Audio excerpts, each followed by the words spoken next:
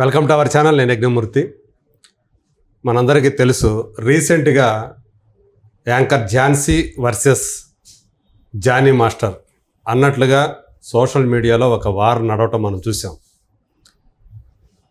ఒక district court ఇచ్చినటువంటి ఒక తీర్పుని ఉదాహరిస్తూ ఝాన్సీ తన సోషల్ మీడియా హ్యాండిల్లో జానీ మాస్టర్ సంబంధించి ఆయన పెట్టుకున్నటువంటి ఒక ఇంటరిమ్ అప్లికేషన్ని కోర్టు కొట్టివేసింది. పని ప్రదేశాల్లో లైంగిక వేధింపులకు సంబంధించి ఇచ్చినటువంటి తీర్పుల్లో ఇది చాలా గుర్తించదగ్గ తీర్పు అని చెప్పేసి ఆమె సోషల్ మీడియాలో పెట్టుకున్నారు. అయితే దీనికి సంబంధించి ఆ తర్వాత జానీ మాస్టర్ తన సోషల్ మీడియా హ్యాండిల్లో కౌంటర్ ఇచ్చారు. అసలు ఆ తీర్పు ఇచ్చింది వేరే సందర్భం. అది నాకు తెలియకుండా నా యూనియన్కి సంబంధించినటువంటి ప్రెసిడెంట్ ఎలక్షన్కి సంబంధించి నేను కోర్టుకు వెళ్ళాను, నాకు చెప్పకుండా చేస్తున్నారని చెప్పి దానికి సంబంధించి ఇచ్చినటువంటి తీర్పుని వేరే కేసుకి అన్వయిస్తూ కొంతమంది మాట్లాడుతున్నారు. అంటే ఝాన్సీ గారి పేరు ప్రస్తావించకుండా ఆయన చెప్పారు. సో ఈ విషయం అంటే అసలు ఏంటి, వెనక ఏం జరుగుతుంది, నిజమేంటి, అబద్ధం ఏంటి, ఇది మనతో చర్చించడానికి మనతో పాటు ఉన్నారు ప్రముఖ న్యాయ నిపుణురాలు, సామాజికవేత్త కృష్ణకుమార్ గారు. నమస్కారం కృష్ణకుమార్ గారు. నమస్కారం అండి. సో మనం చూసాము ఝాన్సీ వర్సెస్ జానీ అని చెప్పేసి సోషల్ మీడియాలో ఒక వారం నడవటం, కొంతమంది ఆమెకి సపోర్ట్ చేస్తూ కొంతమంది జానీకి సపోర్ట్ చేస్తూ డిస్కషన్ అనేది చేస్తూ ఉన్నారు, చర్చలు జరుపుతూ ఉన్నారు. అసలు ఒక కేసు నిజానికి ఆమె వేరే కేసుకు సంబంధించి మాట్లాడిందా లేకపోతే ఏంటి? ఎందుకంటే ఆ కేసుకు సంబంధించిన వివరాలు అంతగా బయటకు వచ్చినట్టు కనిపించలేదు. ఆయన చెప్పిన విషయమే. నేను వెళ్ళింది కోర్టుకు, ఒక్కొక్క విషయం మీద వెళ్ళాను ప్రెసిడెంట్కి సంబంధించి. ఎందుకంటే ఆయన తీసేసి ఈ కేసు ధర్మంలో వేరే వాళ్ళని తాత్కాలిక అంటే వైస్ ప్రెసిడెంట్ని అధ్యక్షుడిగా పెట్టారు. తర్వాత ఎన్నికలు నిర్వహించారు. ఆ ఎన్నికల్లో ఈయన పోటీ చేయగొట్టడానికి అనర్హుడు అని చెప్పి వాళ్ళే తీర్మానం చేసుకొని వేరే వాళ్ళు నిలబడి ఎన్నికైపోయారు. సో దీన్ని ఎలా చూడాలంటారు? ఇప్పుడు ఝాన్సీ గారు పెట్టిన పోస్ట్ నిజానికి దీనికి రెలవెంటా కాదు? ఖచ్చితంగా రెలవెంటే. ఎందుకు రెలవెంట్ అంటే మనం ఇక్కడ క్రోనలాజికల్ ఆర్డర్లో వెళ్తే గనక ఓకే, మొదటిగా సృష్టి వర్మ నార్సింగ్ పోలీస్ స్టేషన్లో అతని పైన కంప్లైంట్ ఇచ్చింది. అప్పుడు జానీ మాస్టర్ని పిలిచారు, మాట్లాడారు. మాట్లాడిన తర్వాత వాళ్ళు రిమాండ్కి పంపించారు. ఓకే, రిమాండ్కి పంపించిన తర్వాత అతను హైకోర్టులో బెయిల్ కోసం అప్లై చేసుకున్నాడు. ఈ లోపల అతనికి అంతకుముందే నేషనల్ అవార్డు వచ్చింది. కరెక్ట్. నేషనల్ అవార్డు తెచ్చుకుంటానికి ఆయన కోర్టుకి వెళ్తే కోర్టు వెళ్ళమ్మా అవార్డు తెచ్చుకో అని చెప్పింది. ఈ లోపు ఏం జరిగింది అంటే అతని అవార్డుని నిలుపుదల చేస్తున్నాం, తాత్కాలికంగా పక్కన పెట్టాం, రద్దు చేయాల అవార్డుని తాత్కాలికంగా పక్కన పెట్టాము అని చెప్పింది. సో మళ్ళీ ఆయన ఆ 5 రోజులు అయిన తర్వాత దానికోసం 5 రోజులు 3 రోజులు ఇచ్చారు ఇంటీరియం బెయిల్, మళ్ళీ వెళ్ళారు. ఎందుకంటే పర్పస్ సర్వ్ కాలేదు కాబట్టి ఆయన వద్దనుకొని రెగ్యులర్ బెయిల్కి అప్లై చేసుకున్నారు. రెగ్యులర్ బెయిల్ వచ్చింది. సరే, బెయిల్ వచ్చినప్పుడు కూడా వీళ్ళు ఏం మాట్లాడారంటే నిర్దోషిగా బయటకు వచ్చేసాడు అని చెప్పారు. బెయిల్ ఇచ్చారు అంటే ఎంతో కొంత కోర్టు నమ్మబట్టే కదా అని మాట్లాడారు. ఇవన్నీ తెలిసి తెలియక, చట్టం గురించి తెలియకుండా మాట్లాడే మాటలు. అంటే ఇప్పుడు ఆ పోక్సో కింద మార్చారు కదా, ఫస్ట్ ఆమె పెట్టింది కేసు వేరు, తర్వాత పోలీసులే వాళ్ళే స్వచ్ఛందంగా దాన్ని పోక్సో కేసు కిందకి పెట్టారు. పోక్సో కేసులో ఏంటంటే 90 రోజుల లోపల 90 రోజుల వరకు బెయిల్ ఉండదు. ఇస్తే ఈ లోపు ఇవ్వచ్చు. ఎలా ఇస్తారు అంటే పోలీసులు ఈ కేసుకు సంబంధించిన సాక్ష్యాధారాలన్నీ మాకు వచ్చాయి, మాకు అందాయి కాబట్టి ఇప్పుడు అతనికి బెయిల్ ఇచ్చినా కానీ నష్టం లేదు అని పోలీసులు నమ్మితే అప్పుడు బెయిల్ వస్తుంది, కోర్టు కన్సిడర్ చేస్తాయి. అసలు 90 రోజుల లోపల పోలీసులు ఇలా నమ్మినా నమ్మకపోయినా 90 రోజుల తర్వాత అయినా సరే అతనికి బెయిల్ ఇవ్వవలసిందే. కానీ పోలీసులు ఈ మాట చెప్పకపోతే పోలీసులు ఉద్యోగాలు పోతాయి. Right. 90 రోజుల లోపల వీళ్ళు ఈ కేసుకు సంబంధించిన ఆధారాలు సేకరించడానికి కావాలి. అదే ఇప్పుడు కొన్ని కేసులు ఉంటాయండి, పెద్ద ఆధారాలతో పని లేదనుకోండి, వాళ్ళకి వెంటనే ఛార్జ్ షీట్ వేస్తారు. ఛార్జ్ షీట్ ఎప్పటికైనా వేయొచ్చు, కానీ బెయిల్ ఇచ్చేస్తారు ఫస్ట్. కానీ కేసు తీవ్రతను బట్టి ఈ నిందితుడు బయటికి వెళ్ళి సాక్ష్యాధారాలను చెరిపివేస్తాడని కానీ, ఆధారాలని మారుస్తాడని కానీ, సాక్షులను భయపెడతాడని కానీ ఒక భయం ఏదైనా ఉంటే గనక అప్పుడు అతనికి బెయిల్ ఇవ్వరు. పోలీసులు కనుక అబ్జెక్ట్ చేస్తే ఇవ్వరు. కానీ పోలీసులు పెట్టిన అబ్జెక్షన్కి అతని తరఫు లాయరు సమర్థవంతంగా చెప్పగలిగితే, ఏముందండి ఇందులో, ఈయనైనా ఈ దేశం వదిలి వెళ్ళిపోతాడా, కావాలంటే పాస్పోర్ట్ సరెండర్ చేసుకోండి అని వాళ్ళే ఇస్తారు లీకులు. న్యాయమూర్తి అంటే బెయిల్ అక్కడ ఇంపార్టెంట్, ఆ క్షణానికి ఇంపార్టెంట్ కాబట్టి సబ్మిట్ చేస్తాము. మేము మీకు ఏమంటారు దాన్ని, మీకు సహకరిస్తాం, ఈ కేసు సాల్వ్ అవడానికి మేము సహకరిస్తాం, మా సహాయ మేము కోఆపరేట్ చేస్తాం కాబట్టి మాకు బెయిల్ ఇవ్వండి అంటారు. అప్పుడు జడ్జి ఆయనకున్న విచక్షణాధికారాలను బట్టి బెయిల్ ఇస్తారు. ఆ బెయిల్ ఇచ్చిన రోజున కూడా వీళ్ళు తెగ వీరంగా లేస్తారు. ఇంకేముంది, జానీ మాస్టర్ నిర్దోషిగా బయటకు వచ్చాడు, కేసు బలహీనంగా ఉంది, ఇది ప్రూవ్ అయ్యే కేసు కాదు, అది ఇదని. ఇప్పుడు కొంతమంది సోషల్ మీడియాలో లాయర్లు యాక్టివిస్టులు చాలా మంది తయారయ్యారు ఇవాళ. తయారయ్యి వాళ్ళ ఇష్టానికి వాళ్ళకి నచ్చినట్టు మాట్లాడుతున్నారు. సరే, అది కూడా అయిపోయింది. అప్పుడు ఏం చేశారంటే, కోర్టు ఏం చెప్పిందంటే, మీరు అంటే జానీ మాస్టర్ కానీ, జానీ మాస్టర్ కుటుంబం కానీ ఈ కేసు గురించి మాట్లాడకూడదు, అలాగే బాధితురాలి గౌరవానికి దెబ్బతీసేటట్లుగా బాధితురాల్ని ఏమి మాటల ద్వారా చేతల ద్వారా ఏమి ఇబ్బంది పెట్టకూడదు. అలా ఇబ్బంది పెట్టిన పక్షంలో బెయిల్ రద్దు అవుతుంది అంటే కండిషనల్ బెయిల్ ఇచ్చారు. ఇస్తే Jani master wife, Jani master మాట్లాడలేదు, కానీ చాలామంది మాట్లాడారు. ఆ అమ్మాయి క్యారెక్టర్ అసాసినేషన్ చేస్తా, ఆ అమ్మాయి ఆయన పక్షం మాట్లాడుతూ అసలు జడ్జి అడిగిన దానికి సమాధానం లేదు, అందుకే జడ్జి బెయిల్ ఇచ్చాడు, ఆ అమ్మాయి దగ్గర ఏమి సాక్ష్యాధారాలు లేవు, రుజువులు లేవు, ఎవరికి ఇష్టం వచ్చినట్టు వాళ్ళు మాట్లాడారు. సరే, మాట్లాడుతున్నప్పుడు కూడా ఒక రకంగా ఆ అమ్మాయి క్యారెక్టర్ని బజార్ని పెట్టే మాట్లాడారు. సరే, అది వాళ్ళకి జానీ మాస్టర్ అంటే ఇష్టం కాబట్టి ఆ ఇష్టంతోటో ఆయనతో ఉండే సంబంధ బాంధవ్యాలను బట్టో మాట్లాడారు అనుకోండి, అయిపోయిన తర్వాత ఈలోపు ఏం జరిగింది, పాష్ కమిటీ ఒక నిర్ణయం తీసుకుంది. లైంగిక వేధింపుల నిరోధక చట్టం ప్రకారం ఉన్న ఆ కమిటీ ఒక నిర్ణయం తీసుకుంది. అదేంటి అంటే, ఇప్పుడు ఈ నిందితుడు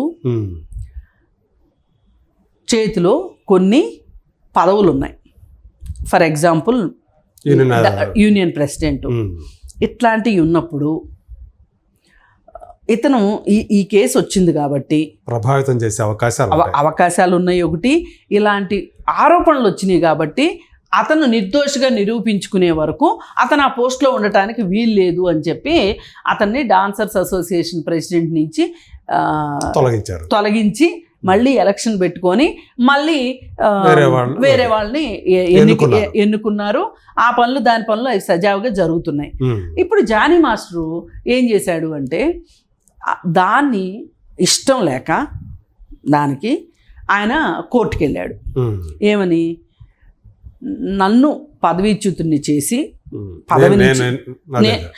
నేను ఆ కేసు విధుల్లో ఉన్నప్పుడు నాకు సమాచారం ఇవ్వకోకుండా నన్ను తొలగించేసేసి వాళ్ళు ఎన్నికలు జరుపుకున్నారు, ఆ ఎన్నిక చెల్లదు అని చెప్పి మీరు ఆదేశాలు ఇవ్వండి అని చెప్పి ఒక పిటిషన్ వేసుకున్నాడు. పిటిషన్ వేసుకుంటే మామూలు పద్ధతిలో అయితే ఆ పిటిషన్ యాక్సెప్ట్ అవుతుంది. ఏ పరిస్థితుల్లో అవుతుంది, ఈయన ఏదైనా పని మీద విదేశాలు వెళ్ళినప్పుడు, ఈయనకి సమాచారం ఇవ్వకుండా, ఏమీ లేనప్పుడు, లేదు ఈయన ఏదైనా షూటింగుల్లో బిజీగా ఉన్నప్పుడు, ఈయనకి సమాచారం లేకోకుండా ఈయన్ని తొలగించినట్లుగా మిగతా మెంబర్స్ అందరూ కలిసి కొల్యూట్ అయ్యి ఒక తీర్మానం చేసుకొని ఈయన తీసేసి మళ్ళీ ఎలక్షన్ పెడితే దాన్ని ఈయన ఛాలెంజ్ చేస్తే అప్పుడు దాని మీద ఆ విచారణ చేయొచ్చు, ఆ విచారణకి అర్హం అవుతుంది ఆ కేసు. కానీ ఇక్కడ అసలు ఈయన్ని ప్రెసిడెంట్గా తీసేసిందే ఈ కేసు లైంగిక వేధింపుల కేసు వల్ల తీసేశారు. అవును, అదర్వైజ్ అసలు ఆయన తీయాల్సిన అవసరం ఏముంది? అవును, ఆయనే సూపర్ మాస్టరు. ఇప్పుడు ఏం చేస్తారంటే ఇట్లాంటి కేసుల విషయాల్లో పని ప్రదేశాల్లో లైంగిక వేధింపులు ఎలా జరుగుతాయి అనే దానికి మనకు ఒక నిర్వచనం కావాలి. అదేంటి అంటే నీకు ప్రమోషన్ ఇస్తానని కానీ, నీకు పని తక్కువ ఇస్తానని కానీ, నీకు కావాల్సిన చోటుగా ట్రాన్స్ఫర్ చేయిస్తానని కానీ, ఇలాంటివి నీకు నీకు ఈ ఫేవరెటిజం చేస్తాను కాబట్టి, ఈ ఫేవర్స్ చేస్తాను కాబట్టి, నాకు కావాల్సిన ఫేవర్ ఏంటి? నువ్వు నాకు నేను చెప్పినట్లు లైంగిక విషయాల పట్ల కానీ, లేకపోతే నేను ఏదైనా కామెంట్లు చేసినా కానీ నువ్వు నాకు అనుసరణలో ఉండాలి అని వాళ్ళిద్దరి మధ్యలో అండర్స్టాండింగ్ ఈ విధంగా జరిగింది అనుకోండి. అతను ఆ విధంగా ఎలా మాట్లాడగలిగాడు? అతనికి ఒక అధికారం ఉండబట్టే కదా. ఇప్పుడు ఒక మేనేజరు ఒక కింద పోస్ట్లో ఉన్న ఆవిడతోటి ఇవన్నీ మాట్లాడాడు అనుకోండి, ఎందుకు మాట్లాడతాడు? అతనికి అధికారం ఉండబట్టే మాట్లాడగలుగుతాడు, ఇన్ఫ్లుయెన్స్ చేయగల అటువంటి ఏదో పదవిలో ఉన్నాడు అని చెప్పేసి. అదే ఒక ఆఫీసు ఫ్యూను ఒక ఎల్డీసీనో యూడీసీనో ఈ విధమైన బార్గెనింగ్ మొదలెడతాడా? చేయలేడు కదా. ఎవరు చేయగలరు మరి? హోదాలో ఉన్నవాళ్ళు, ఒక హోదాలో ఉన్నవాళ్ళు, ఒక ఇన్ఫ్లుయెన్స్ చేయగలిగిన వాళ్ళు మాత్రమే చేస్తారు. ఇప్పుడు దీంట్లో సినిమాల విషయంకి వచ్చేసరికి నిన్ను ఈ సినిమాకి సెలెక్ట్ చేస్తాను ఒకటి, నీ రెమ్యూనరేషను మిగతా వాళ్ళకంటే ఎక్కువ ఇస్తాను, అలాగే నిన్ను మళ్ళీ ఇంకొకసారి ఇంకేదన్నా సినిమాలో కూడా నేను తీసుకుంటాను, నీకు అవకాశం ఇస్తాను అని చెప్పి, కానీ నాకు కమిట్మెంట్ కావాలి అని అడిగాడు అనుకోండి. ఇదే పని ప్రదేశాల్లో లైంగిక వేధింపుల నిరోధక చట్టం వచ్చిందే ఇట్లాంటి వాటి కోసం. ఆఫీసులో జరుగుతాయి ఇట్లాంటి పని ప్రదేశాల్లో జరుగుతాయి. మీకు ఎందుకు ఎక్కువ మంది అప్పటికి ఒప్పుకొని తర్వాత ఎందుకొని చాలా అయిపోయిన తర్వాత మీకు చెప్తా, అలా కాకుండా మొదట్లోనే లేదు. మీకు ఒక ఎగ్జాంపుల్ చెప్పాలి. ఇక్కడ మనం ఏమనుకుంటామంటే ఇలాంటి ఆఫీసుల్లోనూ గరానాగా ఉండే పెద్ద పెద్ద గవర్నమెంట్ ఆఫీసుల్లోనే జరుగుతాయి అనుకుంటాం కదా ఇట్లాంటి కమిట్మెంట్లు. అడ్డా మీద కూలీలకి ఆ కూలీ నాయకుడు ఉంటాడు కదా, లీడర్, అతను ముఠా నాయకుడు అక్కడున్న ఆడ కూలీల మీద ఇలాంటి పని చేస్తా ఉంటే సిటీలో నాకు కంప్లైంట్ వచ్చింది. నేను ఆశ్చర్యపోయాను. అంటే మనకు అర్థం కాదు ఏంటంటే ఎవరికి తగ్గ ప్రపంచం వాళ్ళకు ఉంది అని అనిపించింది అప్పుడు. అదే అంటే మనం అనుకుంటున్నట్టు 4 గోళ్ల మధ్య కాదు, బయట కూడా జరుగుతుంది. మరి ఇప్పుడు ఏమంటాం మనం, మరి వీళ్ళు ముందు ఎందుకు ఒప్పుకుంటారు, తర్వాత ఎందుకు గోల్ చేస్తారు? ఇదే కదా మీ డౌట్. ఎక్కువగా జరిగేది అలాగే జరుగుతూ ఉంటుంది. అంటే దాంట్లో వెనక కారణాలు ఉంటాయి. దానికి నేను రీజన్ చెప్తాను. ఇప్పుడు ఏ మనిషి అయినా సరే ఊపిరి పీల్చుకోవటం ఎంత సహజమో బ్రతుకు తెరువు కూడా అంతే సహజం. కరెక్ట్. తిండి లేకుండా ఎవరు బతకలేరు, పని లేకుండా ఎవరు బతకలేరు, నిద్రపోకుండా ఎవరు బతకలేరు. ఈ 3 సహజ సిద్ధమైన వ్యవహారాలు. ఇప్పుడు ఒక మనిషి గాలి పీల్చుకోవడానికి ఎవరు పర్మిషన్ అక్కర్లా, తిండి తినడానికి ఎవరు పర్మిషన్ అక్కర్లా, కానీ పని చేయడానికి పర్మిషన్ అవసరమైందనుకోండి, ఆ పని ఉంటేనే కదా తిండి ఉండేది. ఒక్కొక్కరికి తిండున్న పని కావాలనుకుంటారు. ఎందుకు? ఒక కీర్తి ప్రతిష్ట, ఒక గ్లామరు, ఒక పేరు ప్రతిష్ట కోసం అనుకుంటారు. అందరూ ఒకే దాని దగ్గర లొంగిపోరు. ఇప్పుడు ఒక్కొక్కళ్ళు ఉంటారు, పద్మశ్రీ ఇప్పిస్తాను నాకు కమిట్మెంట్ కావాలని అడిగారు అనుకోండి, ఎవరైనా ఆడవాళ్ళు కానీ దానికి లొంగిపోయారనుకోండి, ఏమంటాం మనం? ఏమమ్మా అదేమన్నా కూడు గుడ్డానా, ఉంటే ఏంటి లేకపోతే ఏంటి అంటాం. ఇప్పుడు అంతా పద్మశ్రీల కాలం కాబట్టి అందుకని నేను ఆ ఎగ్జాంపుల్ చెప్పాను.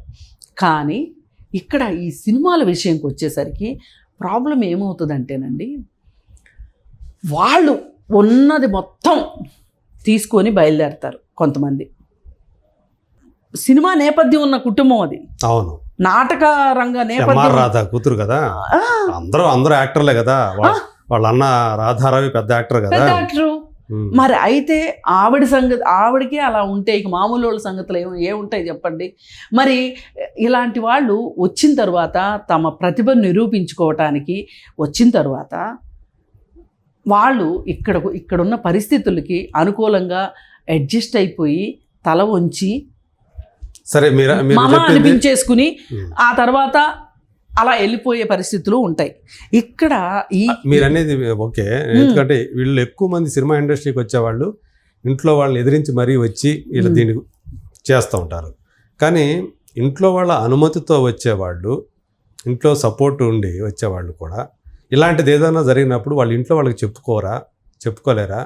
ఇంట్లో వాళ్ళకి సపోర్ట్ చేయరా? మనకు అది అవసరం లేదమ్మా, మనం వెళ్ళిపోదామని చెప్పేసి చెప్పలేరా?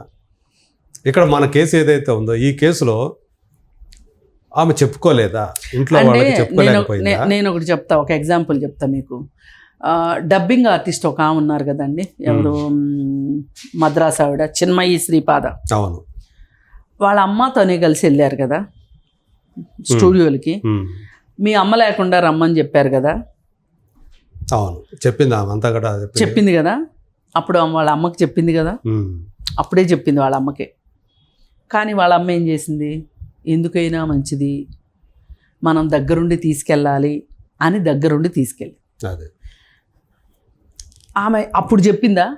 అప్పుడు కానీ ఆమె చెప్పుంటే గనక ఆమెకు ట్రబుల్ మేకర్ అని చెప్పి ఆమెకి ఈ మాత్రం అవకాశాలైనా వచ్చాయా?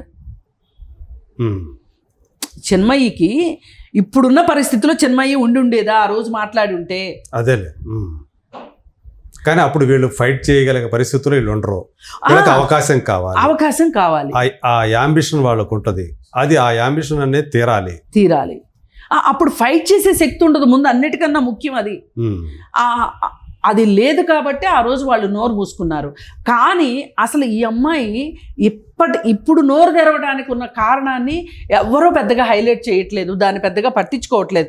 ఆ కారణం ఏంటి అంటే, సరే ఇవన్నీ అయిపోయినాయి, ఇప్పుడు తెలుసో తెలియకో జానీ మాస్టర్ తరఫున మాట్లాడిన వాళ్ళు కూడా, జానీ మాస్టర్కి ఈ అమ్మాయికి చాలా అండర్స్టాండింగ్ ఉంది, బాగున్నన్ని రోజులు చాలా బాగున్నారు, మేమందరం చూస్తానే ఉండేవాళ్ళము, వీళ్ళు అసలు చాలా అన్యోన్యంగా ఉన్నారు, భార్యాభర్తల మాదిరిగా కూడా ఉన్నారు. ఈ విషయాలన్నీ తెలిసి వాళ్ళ కుటుంబంలో కూడా బీటలు వారినాయి. ఆమె అసలు చాలా కష్టపడిపోయింది. జానీ మాస్టర్ భార్య అసలు పుట్టింటికి వెళ్ళిపోయింది, ఒకసారి ఆత్మహత్యాయత్నం కూడా చేసింది ఈ సృష్టి వర్మ వల్లే అని చెప్పి ఎవరు చెప్పారు? వాళ్ళ తాలూకు మనుషులే చెప్పారు. డాన్స్ మాస్టర్లో చెప్పారు, అందరూ వాళ్ళే చెప్పారు. ఇప్పుడు నిన్న ఈ విషయాలన్నీ బయటకు వచ్చినప్పుడు జానీ మాస్టర్ వైఫ్ అసలు వాళ్ళిద్దరి మధ్య అదేమీ లేదని చెప్పింది. ఆ అమ్మాయే ఇష్టపడింది జానీ మాస్టర్ని అని చెప్పింది. ఇప్పుడు ఏంటంటే వాళ్ళు ఒకటైపోయారు. ఇప్పుడు మాతో టోన్ మారుతుంది. ఇప్పుడు నేననేది అది కాదండి, 1 అయ్యారా 2 అయ్యారా 3 అయ్యారా కాదు ఇక్కడ ప్రశ్న. ఇప్పుడు చరిత్రను ఎవరు మార్చలేరుగా. అవును, అలాంటప్పుడు ఆ రోజు ఆ చరిత్ర ఏంటనేది కదా తెలియాలి. ఇప్పుడు ఆ అమ్మాయిని ఆ కేసు జరిగేటప్పుడు సృష్టివర్మని చెడ్డగా ప్రొజెక్ట్ చేసిన మీరు, దీనివల్ల జానీ మాస్టర్ కూడా చెడ్డగానే ప్రొజెక్ట్ అయ్యాడు. చాలామంది మాట్లాడింది ఏంటి, భార్యా బిడ్డలు ఉన్నాడు వెంట ఎందుకు ఈ అమ్మాయి పడింది, పచ్చని సంసారంలో నిప్పులు పోసింది, ఇవన్నీ మాట్లాడారు కదా. అవును, అంటే జానీ మాస్టర్ తోటి ఈ అమ్మాయికి సంబంధం ఉందని వీళ్ళందరూ ఒప్పుకున్నట్లేగా. మరి ఇప్పుడు వాళ్ళ ఆవిడ వచ్చేంటి, అసలు ఏమి సంబంధం లేదు, ఆ అమ్మాయి ఆశపడింది నీతో బిడ్డలు కనాలని ఉంది అని ఆ అమ్మాయి అడిగింది అని చెప్పి వాళ్ళ ఆవిడ చెప్తుంది. అవును, అంటే తన భర్తను డిఫెండ్ చేసుకోవడానికి ప్రయత్నం చేస్తుంది. అంటే నేనేమంటానంటే, అసలు ఏమాత్రం సాన్నిహిత్యం లేకపోతే డైరెక్ట్గా బిడ్డలను కంటానని ఎలా వస్తుందండి ఆ అమ్మాయి? ఉద్దేశం ఏంటంటే బ్లాక్మెయిల్, మా ఆయన ఆమె బ్లాక్మెయిల్ చేసింది అన్నట్టు అన్నమాట. అదే నేను అంటున్నా, బ్లాక్మెయిల్ చేసింది అంటే ఆ అమ్మాయి వయసుకి, జానీ మాస్టర్ వయసుకి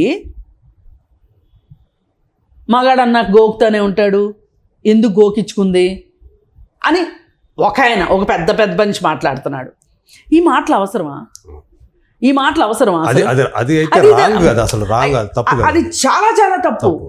ఇప్పుడు ఎందుకంటే మగాడన్నాక గోకుతాడు, గోకించుకోవాలి అనే మాటలు 100% 100% తప్పు.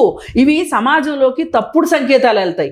పైగా మనము నలుగురికి అంటే మగాడు ఏం చేసినా చెల్లుబాటు అవుతుంది అన్నదాన్ని మీరు ప్రొజెక్ట్ చేసినట్టే కదా. ఇంకా లైంగిక వేధింపులు ఎట్లా అవుతాయి? ఇదే కదా లైంగిక వేధింపు అంటే, ఒకటివే లైంగిక వేధింపు మా దృష్టిలో. దాని నుంచే కదా ప్రొటెక్షన్ కోసం ఇవన్నీ వచ్చింది. అయితే ఇప్పుడు ఝాన్సీ గారు ఏదైతే పెట్టారో, ఝాన్సీ గారి దగ్గరకు వస్తే ఇవన్నీ ఇలా ఉన్నప్పుడు ఈయన కోర్టుకి వెళ్ళినప్పుడు బయటకు వచ్చిన తర్వాత ఝాన్సీ ఏం పెట్టారు? ఝాన్సీ గారు ఇక్కడ ఇందాక మనం మాట్లాడుకున్నట్లు అతనికి ఎందుకు ఆ డాన్సర్స్ అసోసియేషన్ నుంచి అతన్ని ఎందుకు దించేశారు, అధ్యక్షుడిగా ఎందుకు దించారు అంటే అతనికి పవర్ ఉండొద్దు అని. పవర్ ఉంటే తన ఇన్ఫ్లుయెన్స్ తోటి మళ్ళీ ఏమైనా చేయగలదు సృష్టి వర్మని అనే ఒక ఉద్దేశంతో రికమెండేషన్స్ పాష్ కమిటీ రికమెండేషన్స్ అవి యూనియన్కి రికమెండ్ చేసింది. ఇతనికి ఇది ఉంది కాబట్టి మీరు తీసేస్తే మంచిది, మీరు ఇంకో చూసుకోండి అని. అది కూడా ఎందుకు చేయాల్సి వచ్చింది? పుష్ప సినిమా షూటింగ్లో వెళ్ళి షూటింగ్ స్పాట్లో ఆ అమ్మాయిని కొట్టాడు జానీ మాస్టర్. ఓకే, ఇప్పుడు తనకు ఒక పదవి ఉండబట్టే కదా, డాన్సర్స్ అసోసియేషన్ ప్రెసిడెంట్గా ఉండబట్టే కదా ఆ అమ్మాయిని కొట్టగలిగాడు, అథారిటీ చలాయించగలిగాడు. ఆ అథారిటీ తీసేయడానికి అతన్ని తీసేశారు. తీసేసినప్పుడు నన్ను అలా ఎలా తీసేస్తారు అని అడగటానికి ఈయన వెళ్ళాడు. వెళ్ళినప్పుడు లేదు బాబు, మాకు రికమెండేషన్ వచ్చింది పలానా చోట నుంచి, రికమెండేషన్ వాళ్ళు చెప్పారు. ఇప్పుడు డాన్సర్స్ అసోసియేషన్ వాళ్ళకి ఈ రికమెండేషన్ పాష్ కమిటీ నుంచి వెళ్ళింది. ఎందుకు వెళ్ళింది? ఇలాంటి వేధింపులు ఉన్నాయి కాబట్టి వెళ్ళింది కాబట్టి వాళ్ళు నీకు సమాచారం లేకోకుండా వాళ్ళు కొత్త ఎన్నిక చేసుకున్నారు కాబట్టి నీ పిటిషన్ ఇన్వాలిడ్ అని చెప్పింది. అంటే నీ పిటిషన్ మేము తీసుకోలేము అని చెప్పింది. చెప్తే ఝాన్సీ గారు పెట్టడం కారణం ఏంటి అంటే, లైంగిక వేధింపులు చేసినందువల్లనే కదా సృష్టి వర్మ కేసేసింది. మేము కూడా అది విచారణ చేసే కదా మేము డాన్సర్స్ అసోసియేషన్కి చెప్పింది, చెప్పబట్టే కదా వాళ్ళు ప్రెసిడెంట్గా తీసేసింది. అందువల్ల మాత్రమే వేరేది ఎన్నుకున్నారు, దాన్ని నువ్వు ఛాలెంజ్ చేసావు. ప్రపంచాన్ని మీరు చెప్పింది అట్లా పోలేదు కదా. అసలు ఇదంతా అసలు ఈ కథ ఏమీ లేదు అందులో. అంటే ఎవరికైతే ఇంటర్నల్ గా ఈ గోల తెలుసో వాళ్ళకి మాత్రమే అర్థమవుతుంది, అందుకే ప్రపంచానికి అర్థం కాదుగా. అందుకే నేను అవకాశం ఉన్న ప్రతి చోట మాట్లాడటానికి కారణం ఏంటి అంటే, ఇప్పుడు మీరు లైంగిక వేధింపులు ఎవరైనా సరే మీకు అధికారం ఉందని, మీకు హోదా ఉందని, డబ్బులున్నాయని, రాజకీయ పరపతి ఉంది అని మీరు చేసుకుంటూ వెళితే గనక ఏదో ఒక రోజు చచ్చిన పాము కూడా లేచి కరవగలుగుతాం. ఇదే అర్థం చేసుకోవాలి సమాజం. సో ఇప్పుడు ఆ చివరిదాకా అంటే ఆమెకు ఉన్నటువంటి ఆ సహనం ఏదైతే ఉందో అక్కడ బ్రేక్ పడింది కాబట్టి మీరు చేసిన చేష్టకి ఆ అమ్మాయి ఇప్పుడు మళ్ళీ బయటకు వచ్చి ఆ కేసు పెట్టింది అనుకోవాలి. అంతే కదా. అంతే. ఇప్పుడు దాకా సహించినంతకాలం సహించింది. ఏం జరిగిందంటే వీళ్ళు ఫ్యామిలీ పంచాయతీ చేసుకొని ఇంకా ఈ అమ్మాయి జోలికి ఇతను కానీ ఈ అమ్మాయి అతని జోలికి కానీ వెళ్ళకూడదు అనుకుని ఎవరికి వాళ్ళు ఎవరి పనులు వాళ్ళు చేసుకోవాలనుకున్నారు. అనుకుని ఎవరి పనిలో వాళ్ళు నిమగ్నం అయిపోయారు. నిమగ్నం అయిపోతే అతనికి కూడా పాటలు వస్తున్నాయి, ఎక్కడో ఓ చోట భార్య ముంబైకి కూడా వెళ్ళి చేస్తున్నాడు. భార్య కాళ్ళు కూడా ఒకసారి కాళ్ళు మొక్కాడు. చాలా ఓర్పు, తప్పేం కాదు అది. ఎందుకంటే అది పశ్చాత్తాపమేమో, నేను ఇన్ని కష్టాలు పెట్టినా నా భార్య నా కోసం ఉంది అని పశ్చాత్తాపం ఏదన్నా కానీ. మొత్తానికి మీ ఫ్యామిలీ చాలా శుభ్రంగా ఉంది, భార్య పిల్లలు మీరు బాగున్నారు. ఈ అమ్మాయి కూడా మూవ్ ఆన్ అయిపోయి ఆ అమ్మాయికి ఏదో సినిమా వస్తే ఆ అమ్మాయి చేసుకుంటుంది. ఇలా ఉంటే గనక ఇంత చర్చ ఈ ప్రపంచానికి వచ్చేదే కాదు, ఇంత రచ్చ జరిగేది కాదు.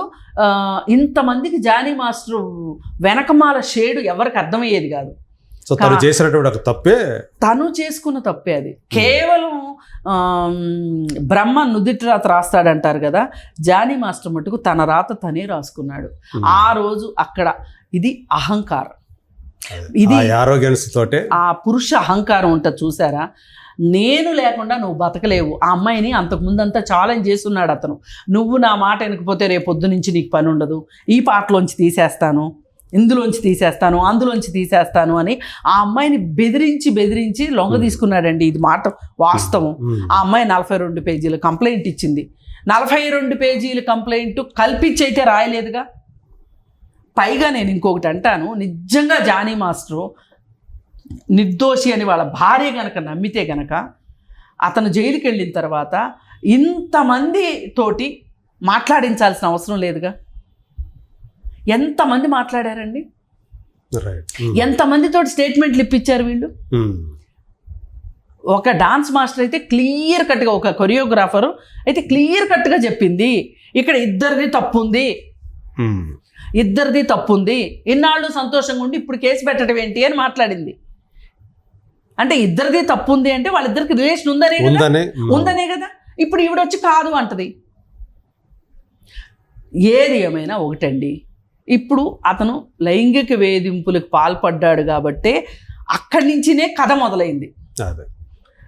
ఆ కథ అతను తను ఇచ్చినటువంటి పోస్ట్ ఏదైతే ఉందో, అంటే ఝాన్సీ గారి పేరు చెప్పకుండా చెప్పాడు కదా, బట్ అందులో న్యాయం గెలుస్తుంది, నిజం బయటకు వస్తుంది, బయటికి తెలుస్తుంది అనే మాట లాస్ట్ వాడారు కదా.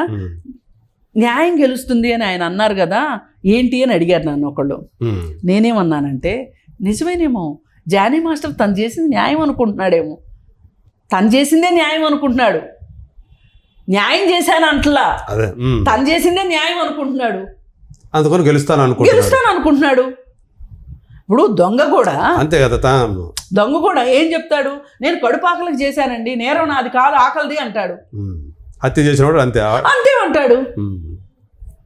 వాడు నన్ను రెచ్చగొట్టాడు, అందుకు నేను చంపేశాను, న్యాయమే, నేను చంపడం న్యాయం అంటాడు. అందుకే ఇక్కడ జానీ మాస్టర్ విషయం కూడా అలాగే ఉంది. ఝాన్సీ పెట్టిన దానికి ఆయన ఆ విధంగా రెస్పాండ్ అవ్వకపోతే జానీ మాస్టర్ ఒప్పుకున్నట్టు, కౌంటర్ ఇవ్వకపోతే ఒప్పుకున్నట్టే కదా. ఇప్పుడు ఇవాళ చూడండి, కేసీఆర్ ఏదో మాట్లాడాడు, రేవంత్ రెడ్డి గారు కౌంటర్ ఇచ్చేసాడు క్షణాల్లో. ఇవ్వకపోతే ఏమవుద్ది, మొత్తాన్ని ఒప్పేసుకున్నట్టు అవుద్ది కదా. అందుకని కౌంటర్ల మీద కౌంటర్లు ఇచ్చుకుంటున్నారు. కానీ ఇప్పటికైనా ఎవరి పని వాళ్ళు చేసుకుంటా కేసు ఏమవుతుంది అనేది కోర్టులకు అప్పచెప్పి, కోర్టుల పని కోర్టులు చూసుకుంటే మన పని మనం చూసుకుందామని ఆ అమ్మాయి అమ్మాయిని బతకనిస్తే ఎక్కడికైనా బాగుంటుంది. మొన్న అమ్మాయి డేరింగ్గా చెప్పింది, ఏమని, నేను సర్వైవర్ని కాదు, నేను ఫైటర్ని అని చెప్పింది. ఎంతో నా పేరుని హైడ్ చేయాల్సిన అవసరం లేదు, నేను మాస్క్ కట్టుకోవాల్సిన అవసరం లేదు అని చెప్పింది. దాన్ని కూడా అపహాస్యం చేస్తూ మాట్లాడుతున్నారు కొంతమంది, దాన్ని కూడా అపహాస్యం చేస్తున్నారు. ఇవాళ ఒకటండి, మీరేం మాట్లాడినా, ఎంత మాట్లాడినా, ఎవరు ఒప్పుకున్నా ఎవరు ఒప్పుకోకపోయినా, సినిమా ఫీల్డ్లో మరీ ముఖ్యంగా మగవాళ్ళ దగ్గర నుంచి మగవాళ్ళకు కూడా వేధింపులు ఉంటున్నాయి అన్నప్పుడు ఆడవాళ్ళకి వేధింపులు ఉండవు అని ఎవరు చెప్తారు? ఉన్నాయి వేధింపులు. వాటిని మనము నెమ్మదిగా చట్టం వల్ల కావచ్చు, మనస్తత్వాలు మారటం వల్ల కావచ్చు, మార్చుకుంటూ వెళ్ళాలి, మనల్ని మనం సంస్కరించుకుంటూ వెళ్ళాలి అని అనాలి. కానీ ఒకప్పుడు సతీసాగమనం కరెక్టే అన్నారు కదా, జరిగింది కదా, పుత్తడి బొమ్మ పూర్ణమ్మ చిన్న బాల్య వివాహాలు ఒకప్పుడు జరిగినాయి కాబట్టి ఇప్పుడు చేస్తే తప్పేంటి అంటే ఎట్లా కుదురుతుంది?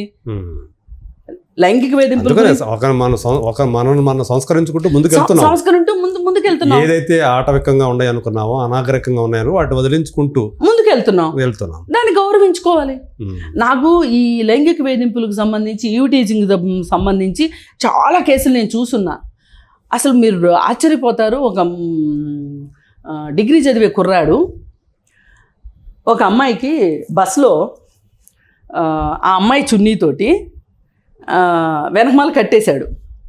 ఇది ఆ పోల్ ఉంటుంది కదా రాడ్ లాగా, దానికి ఆ అమ్మాయి ముందు కూర్చుంది, వెనక సీట్ లో ఇతను కూర్చున్నాడు, సీటుకి పెట్టేశాడు, సీట్ రాడ్ ఉంటది కదా, అవును, రాడ్ దాన్ని. కట్టేశాడు.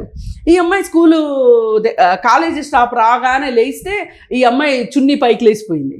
పైకి లేచిపోతే నవ్వాడు వాడు. ఆ అమ్మాయి వెంటనే షీ టీమ్స్కి ఫోన్ చేసింది, కౌన్సిలింగ్కి వచ్చాడు. అబ్బాయి చెప్పిన ఆన్సర్ ఏంటి ఎంత ఆశ్చర్యం వేసిందంటే, అరే మీరేం స్టూడెంట్స్ రా, మా రోజుల్లో మేము ఆడపిల్లల్ని ఎట్లా ఏడిపించామో తెలుసా అని మా బాబాయ్ అన్నాడు, అందుకే నేను ఏడిపించాను అన్నాడు వాడు పాపం.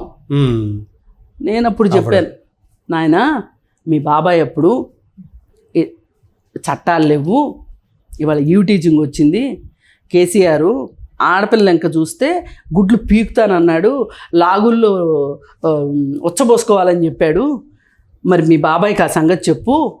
ఇప్పుడు మా బాబాయ్ ఇలా చెప్పాడు కాబట్టి నేను చేశానని చెప్తున్నావు కాబట్టి 5 రోజుల పాటు మీ కాలేజీలో నువ్వు ఏదో ఒకటి మీ హెడ్ మాస్టర్ చెప్పిన పనులు చేస్తా, 5 రోజులు చేసి మీ హెడ్ మాస్టర్ నువ్వు చేసావు, మీ ప్రిన్సిపాల్ నువ్వు ఈ పనులన్నీ చేసావని మాకు ఫోన్ చేసి చెప్తే అప్పుడు నువ్వు ఇంకోసారి కౌన్సిలింగ్కి రానక్కర్లేదు, లేదంటే ఈసారి మీ బాబాయ్ని తీసుకుని రావాలి కౌన్సిలింగ్కి అని చెప్పా. అంటే దీని అర్థం చూడండి, అంటే పెద్దల ప్రభావం కూడా ఎలా ఉంటుంది. ఇప్పుడు ఈ పెద్దలు అనేవాళ్ళు కూడా ఎంత బాధ్యతతోటి మా పిల్లలకి చెప్పాలి ఏ విషయమైనా. మనం గనక యథాలాపంగానో ఏదో సరదా కోసమో చెప్పి వాడు సీరియస్గా తీసుకుంటే ఏమవుతుంది చెప్పండి. లైవ్ ఎగ్జాంపుల్ ఇది మన దాకా వచ్చింది, రాని ఎన్నో కదా. అంతే కదా. అందుకని ఏంటంటే మారిన ప్రపంచంలో నువ్వు రోమ్లో ఉన్నప్పుడు రోమన్లా ఉండు అని ఎందుకు చెప్పారు? అది నీ ఇష్టం, ఇంకా నువ్వు రూమ్లో నీ రూమ్లో. రోమ్ వెళ్ళినప్పుడు రోమన్లా బిహేవ్ చేయి, చట్టాలు మారినప్పుడు చట్టాలు మారినట్టు అట్లా. అదే. సో ఇప్పుడు ఈ మన కాంటెక్స్ట్ ప్రకారం అయితే ఆమె ఝాన్సీ పెట్టింది, మీరు అది ఆమె ఆ కాంటెక్స్ట్ లో పెట్టింది, ఆమె ఆ కాంటెక్స్ట్ లోనే పెట్టింది. ఎందుకంటే వేధింపుల వల్ల కదా ఇతన్ని పోస్ట్ తీసింది, దానికి రిలేటెడే కదా ఇది, అందుకని దాన్ని మొత్తం తీసి కొట్టేసింది దాన్ని. ఝాన్సీ పెట్టింది కరెక్టే, కాకపోతే జనాలకి ఇది అర్థం కావటం లేట్ అయింది. ఈ లోపు వాళ్ళు కమ్మేసుకుని వాళ్ళ ఇష్టం వచ్చినట్టు వాళ్ళు మాట్లాడేస్తున్నారు. అది ఓకే రైట్. Thank you.